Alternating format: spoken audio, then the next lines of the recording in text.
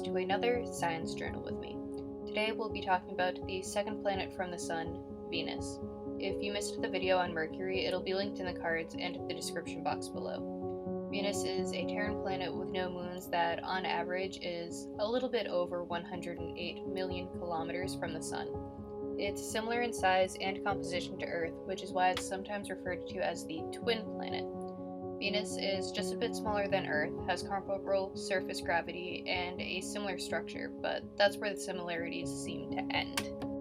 Although science fiction writers once painted Venus as a sort of paradise beneath the clouds shielding its surface from view, they were sadly mistaken.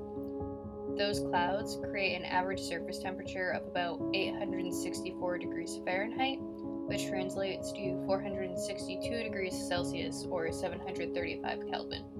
They create a surface pressure 92 times greater than that on Earth, more than enough to crush a human, and the composition of this atmosphere is just as deadly as its weight. While the interior of Venus is similar to that on Earth with an iron core, molten mantle, and a silicate crust, the composition of the atmosphere is wildly different. It's made up of about 95% carbon dioxide and about 5% nitrogen, with some trace amounts of other gases like oxygen. The stark difference in chemical composition from our own planet is most likely due to the lack of liquid water on the surface of Venus, since Earth's oceans turned most of the CO2 in our early atmosphere into rocks. You would have to be wary of the clouds if you ever visited Venus as well, though. Rather than being mostly water, Venusian clouds are made up of sulfuric acid and sulfur dioxide, both of which occasionally fall as rain, though you wouldn't have to worry about that as the rain evaporates before actually hitting the ground. This atmosphere, toxic to humans, proved just as deadly to most early missions that attempted to visit Venus. Although a large number of spacecrafts have visited, we have time to discuss just a few here. First is Venera 4, which collected some atmospheric data but drained its power supply before sinking to the surface. Not until Venera 7 did humans manage to land a spacecraft on the Venusian surface and collect about an hour's worth of data before the probe was destroyed by the inhospitable environment. We eventually managed to map out part of the surface with Pioneer Venus, but not until Magellan in 1989 were we able to gather enough information to create a detailed 3D map of the planet's surface. This was done using radio waves, which can easily see through the thick atmosphere.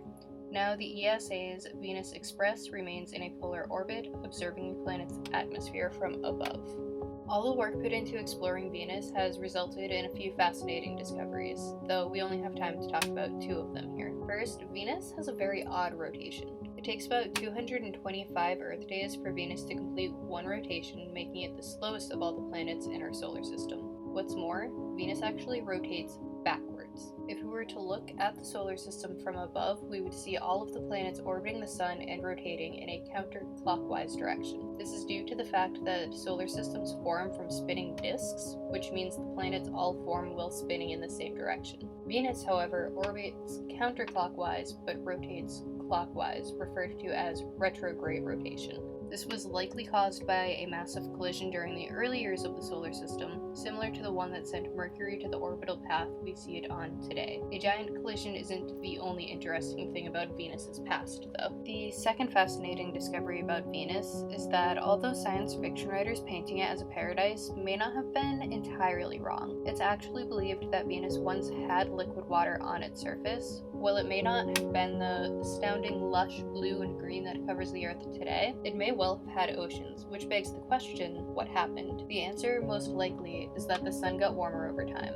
As the Sun began putting out more heat, Venus's surface temperature would continue increasing until it could no longer support life. The extra CO2 in its atmosphere would have then contributed to a runaway greenhouse effect, which led to Venus becoming the wildly inhospitable place it is today. This evolution of Venus's conditions is actually a bit of a warning for life here on Earth. Although the Sun will eventually grow warm enough to ravage our planet as it did our twin, it would be about 500 million years before that occurs naturally. If, however, we continue to pollute the Earth and add CO2 to the atmosphere, that may occur far sooner. Just maybe keep that in mind.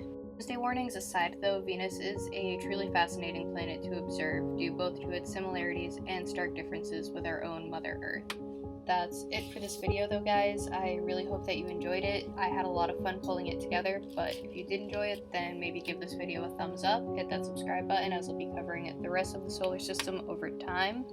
And if you missed my video about Mercury, it is linked in the description box below. If you have any questions, let me know in the comments, and if you need a reliable source for a research paper or project, I've linked to a written document with all of my own sources in the description box below.